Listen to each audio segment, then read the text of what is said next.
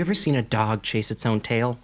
It's affirming, isn't it, to know that creatures exist that lack the consciousness to realize that they're running in circles?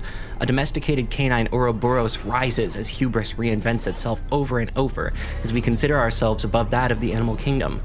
I get the sense that a dog chases its tail because it's afraid, in a way, that this tail poses some sort of existential threat, that its mere presence is indicative of a construction, a grandiose schema, ready to collapse in on itself and crush those who live within its bounds.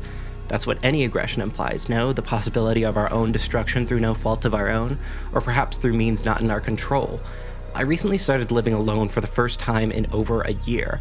The solitude is complicated. My mind is the clearest it has been since I was a child, but the world it sees is much, much hazier. An atmosphere of smog and dust coagulates and morphs in front of me. Things I thought I understood elude me.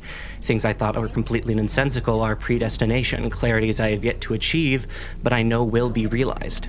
Along with living alone has come a distinct paranoia. For every sunset shooting a diaphanous glow through my living room and tranquil, soporific nightfalls showering my bed in a deep blue, there are anxieties. Bumps in the middle of the night, footsteps from who knows where, scratches at my window. The first night I slept alone, I opened the curtain to my small balcony and jumped. I simply wasn't alone.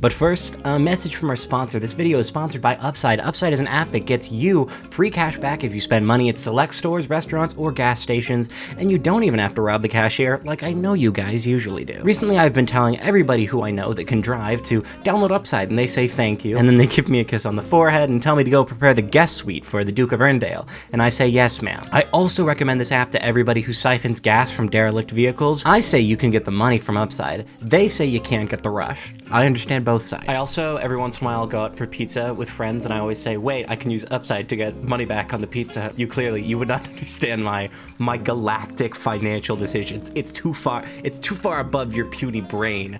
Then like 15 pizzas later, I can get a pizza on the house. It's easy, you just download the app, then you can look at the offers on the app, claim one, check in at the business, pay however you want to pay, and run the receipt through the app to get paid. It's a squad W, to use Fortnite iconoclast ninjas terminology. You also get way more cash back than with usual like normal credit card rewards programs, and you can cash out at any time to your bank account, PayPal, or gift card. Upside users are earning over $1 million weekly by doing this, and they have a 4.8 rating on the App Store, which means they're good.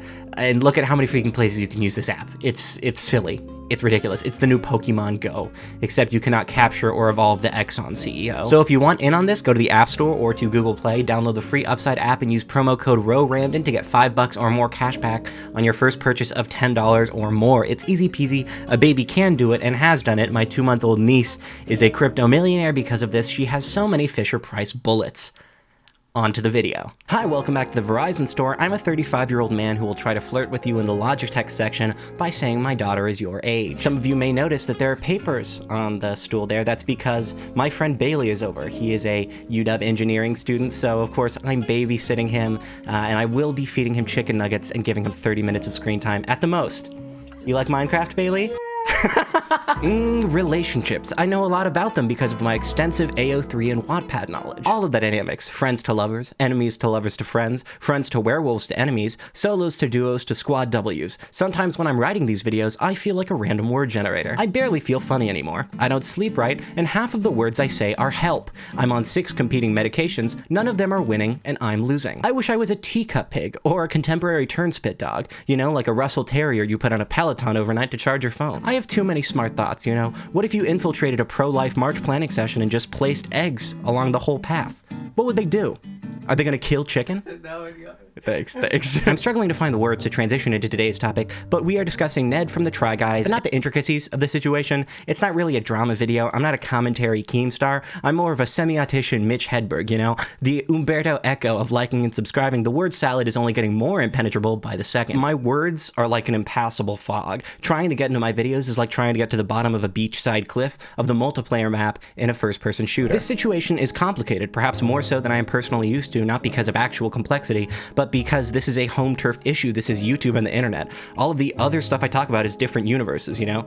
Elon and Grimes are space billionaires. The metaverse is a virtual reality. MGK is 3/8 Norwegian. I don't understand that part of the world. The part where the Brothers Grimm comes from, I think it's called Europe. And it turns out the creatures from the Brothers Grimm are real. They're called Swedish. You know, this is a real life conflict for people though, whether it be the people involved in it or the audiences watching them. And today I want to talk about the audience involved, you and me, because that's what I think I can really bring insight to here. Before we start this video and before I really dive into anything here, I want to say that I think it is best if this conversation we leave to people who are going to be responsible with it, people who will not harass or attack other people on the internet. So let's be reasonable, you and I, and don't try to quadruple dunk on everyone in the comments. Don't try to spark arguments. We're all here to have fun. I'd also like to say that this video is going to be a little bit different than other videos on the topic, different from even some of my videos, but if you stick with it, I think you'll enjoy it. And finally, there is little to be said about the scenario itself, aside from the few details we have, so I think the best thing to speak about is how we react to it, discuss it, and what we can quote-unquote learn from it, not just as spectators, but as an audience.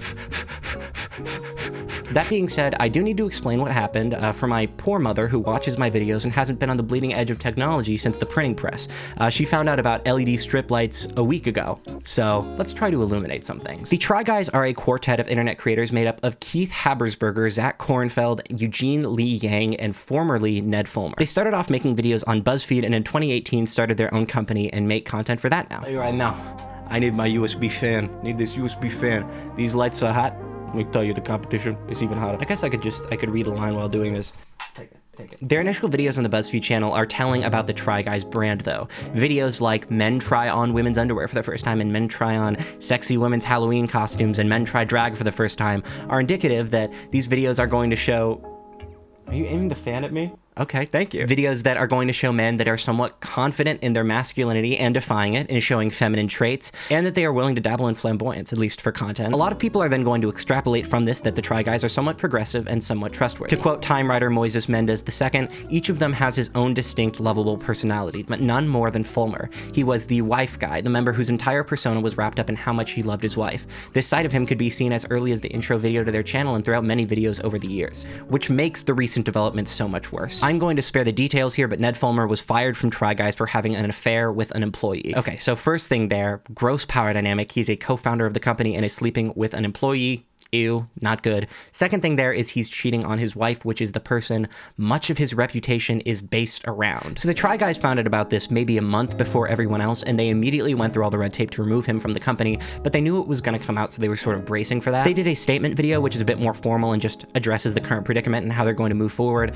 and then they did a podcast which addresses some more personal, emotional responses, which is where a lot of interesting insight can be garnered. First, I'd like to say that they are pissed, understandably so. Somebody close to them did something very bad, and I do not doubt for a second that they are angry for both personal and, company-related reasons, and that they are sharing what they legally can. Most of this does not fall on them. I feel like they're actually having one of the better responses to controversy in recent memory. They are sticking the landing like hell. At one point in this interview, Keith says, "I feel like we're Bill Nye the Science Guy to some people, but dumber." Just in that sort of like who we look up to and think about as a great role model, because they made content we watched as kids that helped us grow and that attaches us to them in a different way than an Adam Levine or another celebrity. This experience seems to have been a wake-up call of sorts for them. They talk about how they now more than ever realize the scope and impact of their content and how many people they have left a mark on. It also shows us that they understand that a lot of their audience is younger, more impressionable, and sees them as role models, people to look up to, which makes this even more troubling. Zach says that through this process he realized drama works. We've had more eyeballs on us now than ever, even though we're not releasing videos. Oh, that's why people make this their career. That's why they lean hard into drama. And what I've also learned is I want no fucking part in it. We have prided ourselves for the last 8 years on being undramatic boys, and I cannot wait to go back there. This whole fucking circus is not interesting to me. Later on, he says anything that we are feeling, we have to have certain measured responses, and that's hard too. Look, I know that for us, this was a trauma of sorts, and this is Rose side note. Well, if we're talking about how many I filmed 4 of these, but this will be the first one maybe. And I'm trying this out because I want to add some non-scripted parts into the videos. You know what I mean? this isn't my girlfriend. She has nothing to do with what I'm saying. She's just over right now. Here's what I want to say. Because I'm pivoting off of this right when I say that the Try Guys say that they have a trauma. So this tweet went around, and I was introduced to this tweet by a TikTok from Ismatu Gwendolyn, who's a great creator, who I'm going to shout out again at the end of this video, and their TikTok on this is really good, that basically said that the Try Guys calling, like, them knowing that their friend cheated on his wife was a trauma, and people, like, saying that that was, like, an abuse of therapeutic language. It's people are complaining because they're haters, because Schadenfreude, because blah, blah, blah, blah, blah. But who cares? What I really care about is that makes no fucking sense because that is a real trauma. Because, okay, consider it. So first of all, it's like almost a decade of friendship, right? They started making videos together 8 years ago. They run a very successful company together. Okay, despite how you feel about petite bourgeois or just bourgeois, right? If you have a company that you've built with other people and it comes crumbling down, that can be traumatic. That's a lot of work in your life. Additionally, if you have a friendship that comes to an end, that can be traumatic. And if that comes to an end because of your friend's abuse of power and cheating on their spouse who they've been with for many years, that's really, really stressful. And in addition, Zach, was back at home base working on it all by himself because Eugene was like out on comedy tour. So it's like these people are separated. They're all doing work. Like Eugene full-time is touring, and they're going through this incredibly tumultuous period. So to say that, like, calling it trauma is an abuse of therapeutic language feels really stupid. I think that because I'm a goddamned hater, I can see when other people are being goddamned haters. And I think this is one of those instances where we see people who are like, oh, white millennial men who are successful, and they, oh, your friend cheating on his wife, that can't be trauma. And it's like, nah, very much can be. It was like #1 on trending. And then also, I guess the second thing I want to point out is I'm not going to talk about like the girl he cheated on with or his wife, because he did the fucked up thing here. And they should be left alone. I think that Ned and Ariel, it's up in the air kind of, but it looks like they might still be together. And I think that if they're still together, Ariel needs to work on that. Ned needs to work way fucking harder. But like, that's a lot of stress to be under. I would go so far as to say that like, if you're aware of the social medias of like these people who were cheated on or whatever, it's not even really necessary to be like, I'm so sorry this happened to you, that this is like all going down. It's like that's some personal ass shit. And everybody is mad at Ned, so fuck that guy. Thoughts? Yeah. Oh my God, she's so smart. For you, the fans, this has been deeply shocking and sad. You feel like there was a level of trust that you had with us as your favorite hashtag non-toxic boys, as your people called us their comfort channel. And now you have all these questions of, was it always a lie? Can I even go back and watch the old videos?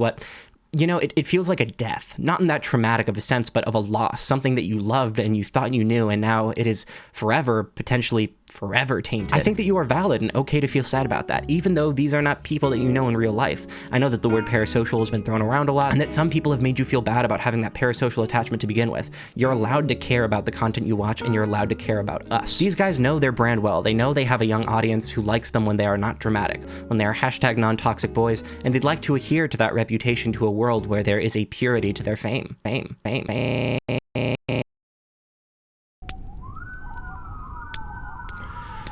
When I was 14, things started happening to me that I couldn't explain.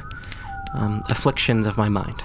I started to observe alien thoughts and feelings, ones that were not associated with adulthood and maturity, but with pariahs and rejects. Incredibly disgusting, wretched, paralyzing thoughts about myself, about what I wanted, about who I was. Thoughts of abuse, harming people close to me, sexual and moral deviancy. Thoughts that if I shared them with a close friend, it could begin to break the friendship. They started small and I tried to ignore them, but slowly they began to snowball. The suggestive whisper in my head became confident speech, then boisterous shouting. The more I tried to engage with and diffuse this voice, the more I struggled with it, the more I tried to prove to myself that it was wrong, the further its claws sunk into me.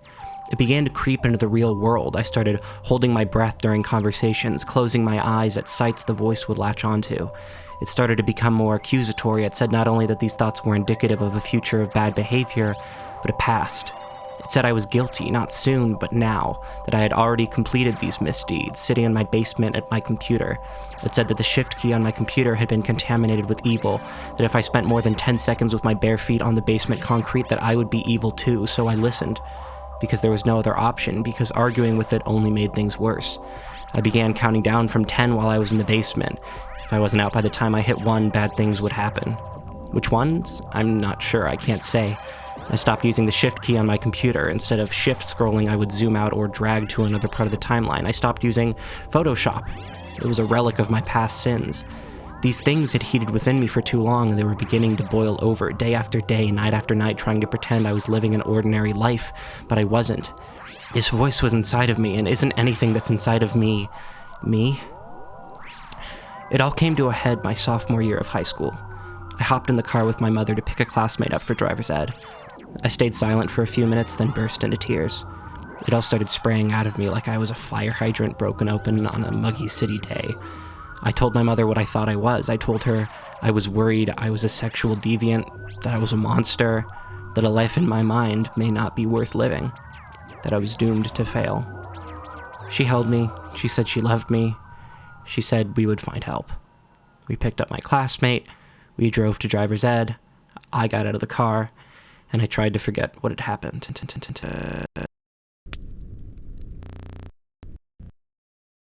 Another quick aside, because I wasn't done the first time. Isn't it awfully rich of me to criticize people for like, being a character, or portraying a character, or interpreting somebody else as a character, when this is a whole ass character?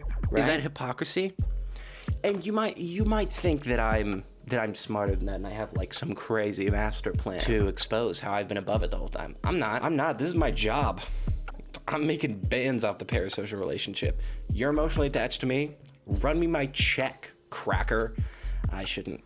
And, you know, if I'm a bad person to you, that's okay. Because there have been so many great artists who are bad people.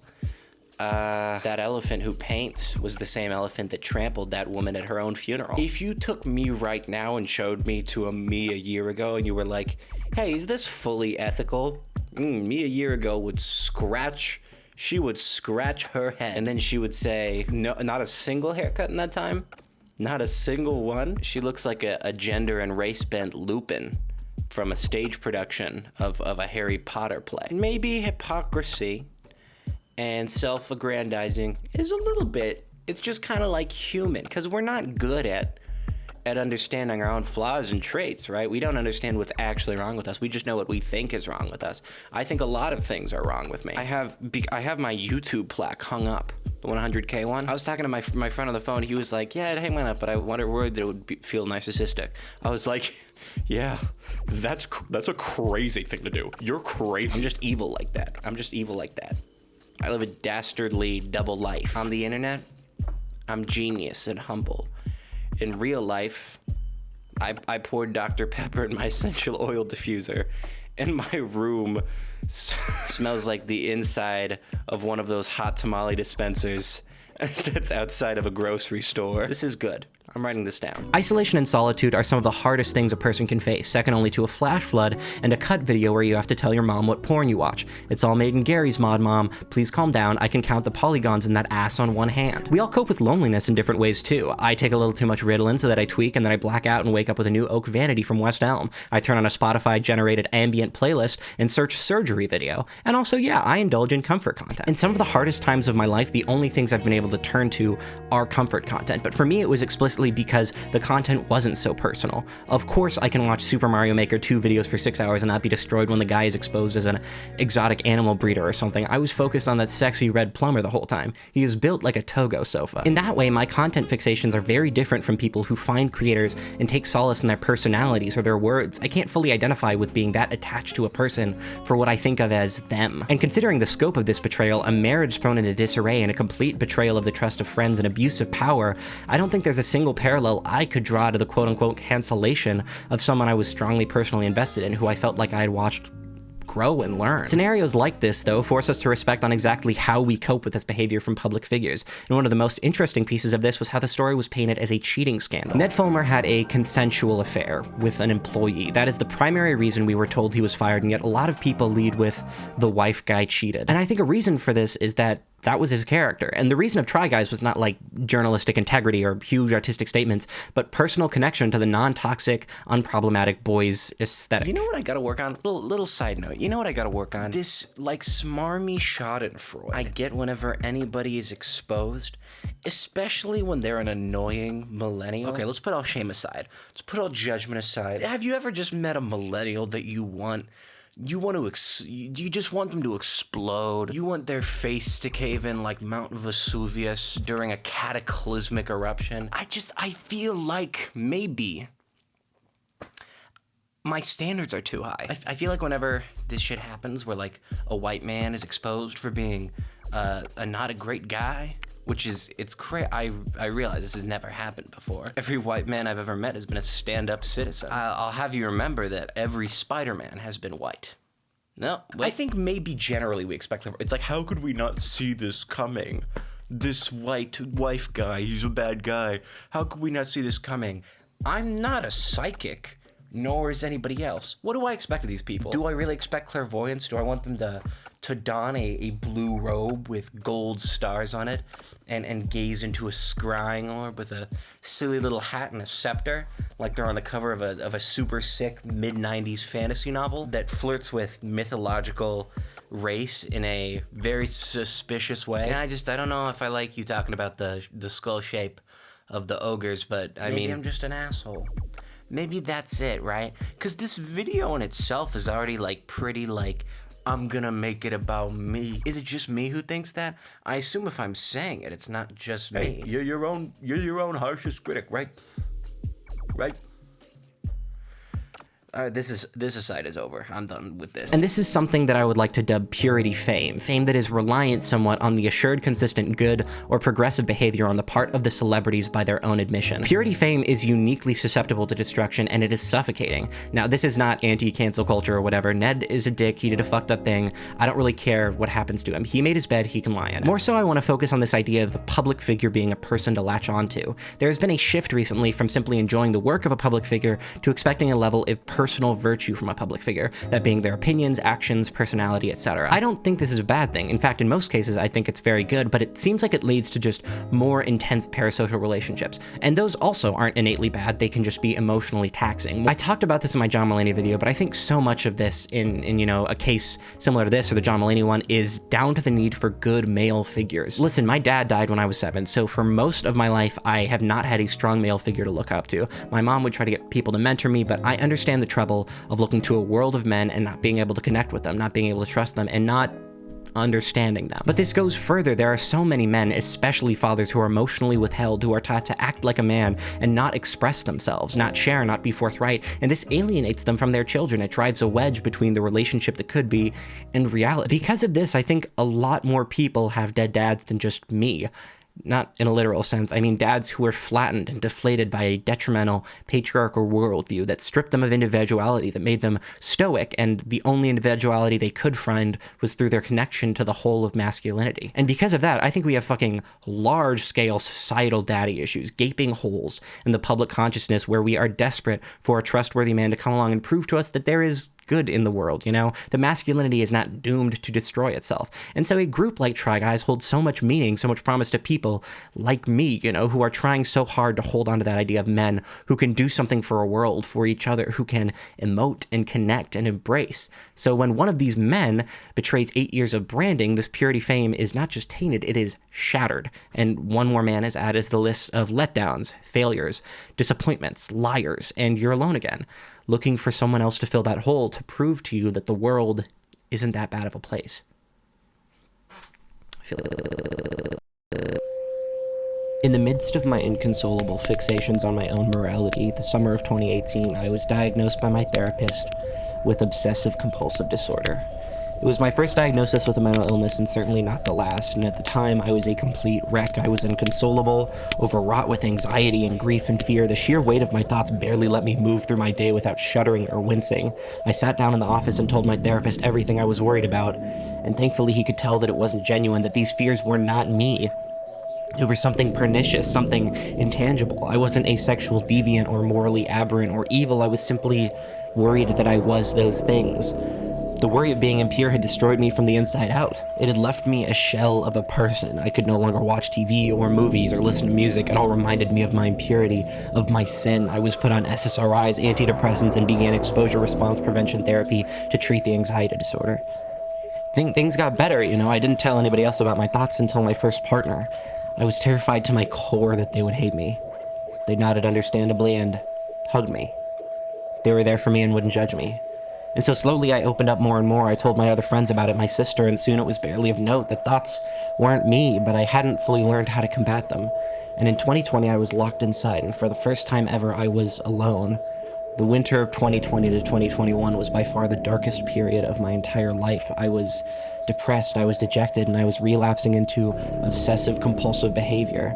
The therapy prepared me, but not for extended isolation like this. Nothing could prepare me for this. The OCD started winning for months on end. I was convinced of everything it said. I would spend hours with my full body tense from anxiety, laying on the floor just trying to wash out the thoughts with whatever content I could find. Any mention of my triggers was day-ruining. I could barely talk to friends. I didn't understand what was happening to me because I believed the thoughts. It was dark and desolate and desperate, but one day I had a realization, and that realization created a glimmer of hope, a light at the end of the tunnel. It said that suffering wasn't the end, that anguish wasn't what I was meant for, and day by day, minute by minute, second by second, I escaped. I climbed out of this. And what was the realization? I'm an animal. I'm a dog chasing my own tail. We got a new side note. Because Saturday Night Live, our favorite sketch comedy show, they did a sketch on the Try Guys. In case you're not familiar with SNL, it's like C-SPAN for liberals who got tired of the Stephen Colbert Show. This sketch is mind-meltingly dumb, because the whole time they're just saying like, man, he just kissed somebody else at a fair, and now he's fired, and now the world is coming down. Because they just don't understand what the fuck the situation is, which is fine. It's not the most important thing in the whole world, but if you're gonna make a sketch on it, don't make it not make any sense. The sketch was clearly made for, like, I don't know, 45-year-old wine mothers and, I don't know, 45-year-old IPA dads and 43-year-old triple sec uncles. Just people who, like, kids around them have been talking about this, and they're like, what's this whole freaking... What's this jibber jabber about somebody cheating? It was just such a bad sketch. SNL this season has been awful. They've just been not in their bag at all, and I don't understand. They have one of the best casts they've had in a long time. It sucked. It sucked very bad. And here we are. Here we are now. It's not just the internet. The internet, in fact, is defending the Try Guys in the comments. Earlier, we had the internet being annoying to the Try Guys. Now we have to be on the defense. I'm just constantly fatigued, and it's probably just because of Saturday Night Live, I think. Let me in as a writer on the SNL show. I will write 1,000 jokes about giving firearms to dogs. This is just a little update. A lot of you don't follow me on Twitter. This isn't a plug to follow me on Twitter. On Twitter, I have tweeted the phrase joint custody. I think I can smoke this thing by myself, like, a lot of times, and it's gone viral like 1 or 2 times. That's a running joke there, and I want to bring it here. So in addition to dogs with guns, we have joint custody. So I don't know, I guess just keep your eye out for that in coming videos. I can't believe you guys watch this. Cheating, of course, is very serious, whether on a test, on a wife. Taxes are fine, let's be honest. Hey, move that decimal a few spaces over, right? Don't let the law get in the way of some good fun. But, and hear me out, a cheating scandal is not even close to encompassing this scenario. When news of this broke as a devout BuzzFeed apothet, I read through all the tweets and saw over and over Ned, whom has stated many a time that he thinks his wife is neat, cheated on her, and it took a hot minute to find the with an employee part. This is of course a PR disaster for Ned regardless, as it should be, but it also really makes me question how we frame stuff like this. Because we as an audience were personally invested in the life of Ned, we chose first to highlight cheating over the possible abuse of power between a boss and a worker under him, especially a boss with a public platform. Sometimes I feel like we have come far as a society, and then sometimes I feel like we just keep doing Monica Lewinsky's whenever the media asks us to. You know, like we're a 22-year-old in a vintage Rascal Flatts t-shirt at a skate park, and then there's a 12-year-old in a contemporary Rascal Flatts t-shirt, and he keeps on yelling at us to do a kickflip over and over again, and we keep kickflipping. That was a drawn-out metaphor. These situations aren't the exact same, but when a man does something where he is in a position of power over a woman, and the thing that is centered on his part is cheating and not abuse of power, It frustrates me. Thankfully, we have avoided the full Lewinsky of it all. Monica has had a very difficult time in the public eye, so I'm glad that we have made some progress. And I think that out of all of this, his wife probably just needs some time, not in the limelight, not being seen as a fellow employee of the Try Guys and just like trying to recover from the betrayal. But once again, instead of discussing the abject power dynamic and the actions of a man, we highlight the incidental circumstances.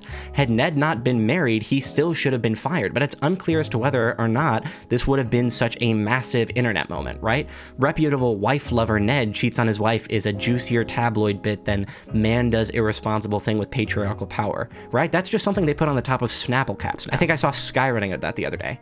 It's ubiquitous. Quotidian, even.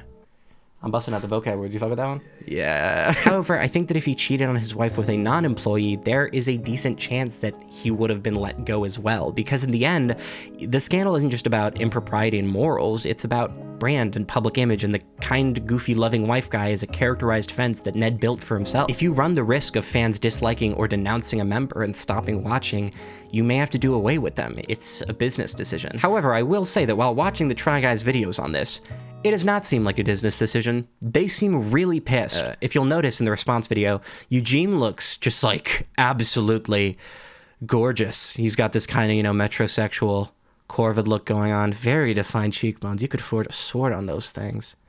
Oh my God. Is that subtle? I'm getting distracted. Sorry. All of them look very angry, very hurt, very sad, and understandably so. Their friend has betrayed their trust, the trust of their friends, their employees, the trust of the company, and their brand. And their creation has grown, self-admittedly, further than they sometimes even realize. Its reach and breadth is very difficult to get a hold on, to comprehend fully. There are millions and millions of people that watch this. This purity fame, this non-toxic, soft boy, progressive, wouldn't hurt a fly brand, is simply a mask on a hydra, on dozens of problems, interactions, etc., that fans may not approve of if they heard of. It is a burden both for creator and consumer. As any flaws pointed out, any head removed, two more may be discovered in spite of it. How many times has a creator been called out for something and then all of a sudden you hear about a ton of stuff they did before that you hadn't heard about, or they are added to the category of nice guys that betrayed us? And so a situation like this is very difficult and destructive, as the Try Guys reach out to cut off one of their own heads, knowing that two more may replace it tomorrow. Oh yeah, now I just get to do the outro.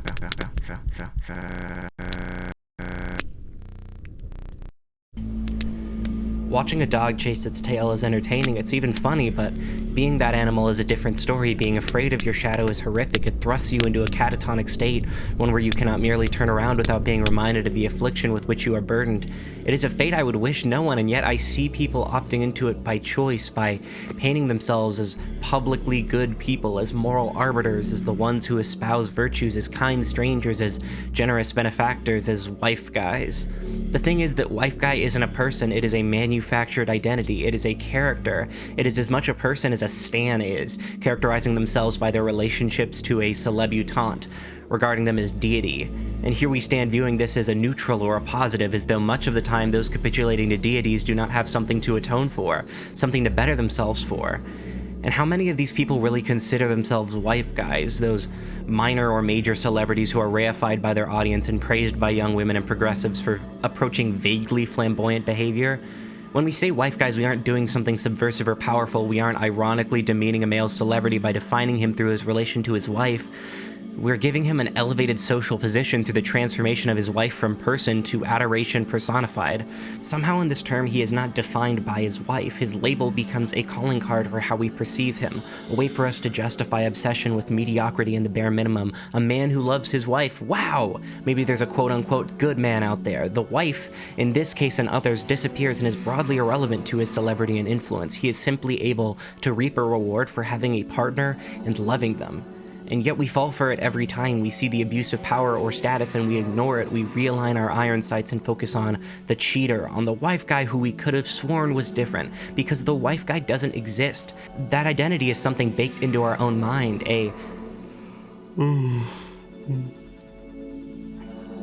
That identity is something baked into our own mind, a projection feeding off of the behaviors of the other, of the character being played. It's a simulacra of personhood, a facsimile propagated on vaguely progressive affirmations, green flags, and BDE. It exists only within us, and we only use it to label others as trusted, as valid, as comfort creators. But we don't know exactly how they operate, what lives they lead, what powers they abuse, what trust they betray.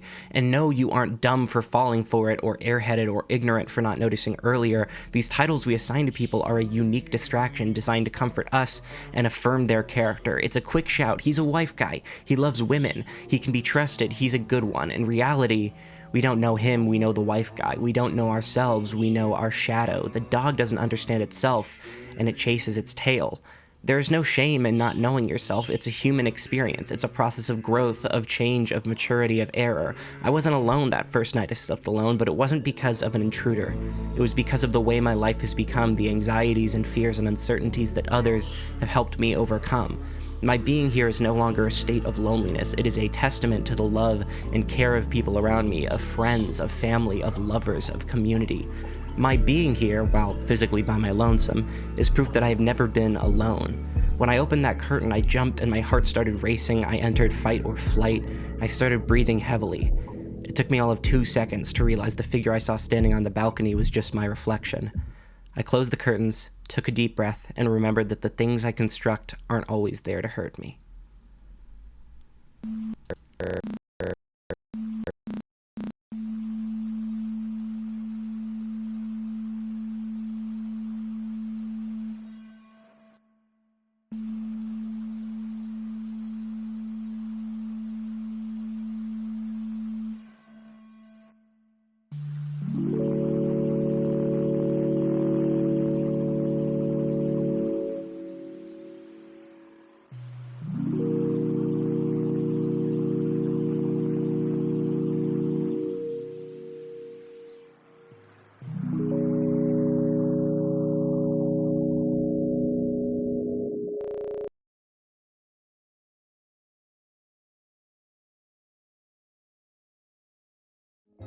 Thank you so much for watching this video. I thought that I would do something a little bit weird, and I really wanted to experiment with the format, so I hope you guys enjoyed it. Thank you again to Upside for sponsoring this video. Once more, code ROWRAMDEN for $5 cash back on your first purchase of $10 more if you want it, which I hope you do. Okay, there are like 3 things that I need to say. First of all, there is this YouTuber, TikToker, writer, Ismatu Gwendolyn. They are amazing.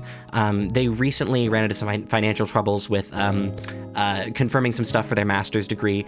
They managed to crowdfund for all of that. They are clear on that, but they are donating any overflow to mutual aid efforts, and I encourage you to go check out their page, which I will leave a link to in the description. And also, if you can't donate to that, or you're donating to other mutual aid or whatever, please go subscribe to them, because they're brilliant, and I promise that if you enjoy what I'm doing here, you are going to get something out of what they're doing there. Second thing that's really important to announce is that I'm in a new office, but I stayed in Seattle. I didn't move to LA just because that's actually really expensive, and I'm not that stupid. I'm pretty stupid, but I'm not that stupid. And the third thing is that if you're subscribed to my Patreon, and you can keep subscribing to it, but if you're subscribed to my Patreon and at all financially unstable, I want you to unsubscribe right now. You do not need to give me your money. I don't want it. The Patreon is good for me to keep running because at the beginning of each month, that's right after I've paid my rent, I have like a cushion in case that I need to pay for something, but you should not be responsible for that. So if you are financially unstable, please unsubscribe. Other than that, thank you so much for watching. I really, really appreciate you guys sticking with me. I have 3 more videos coming this month, so look out for those. Yeah, I know. I make content. Yeah, as always, thank you so much for watching. Take care of yourself and take care of others. Be kind to yourself and others, unless they are self-proclaimed wife guys, in which case you can hit them with a large mallet, a cartoon mallet. And as always, remember that you are loved, not necessarily by me, but by somebody out there, or something, some indiscriminate force that moves through all of us, like water. Yeah, but until next time, it has been a pleasure. Bye. I feel like all of the old YouTube empires are gonna implode at one point, right? If you think about it, either, like, all of the most popular people on YouTube are either the most divisive figures humanly possible, or they are just, like, superheroes. Like, either it's like PewDiePie, who everybody's like, oh, yeah, could be racist. We don't know. We're flipping coins on the daily. And then, like, the other most subscribed dudes on YouTube are, like, Mr. Beast, who I suppose is just a saint. He's just like Gandhi. And Dude Perfect, who I think are the closest things we have to, like, Mr. Incredible. So, like, what's a girl to do in this hard world other than try to find a man on the internet who isn't too weird and is a little bit likable, right? Right. Like an upperclassman in high school who wouldn't hit on you. I feel like this has gone on too long. Am I in focus? I took the walk to Poland. All right, this side is down.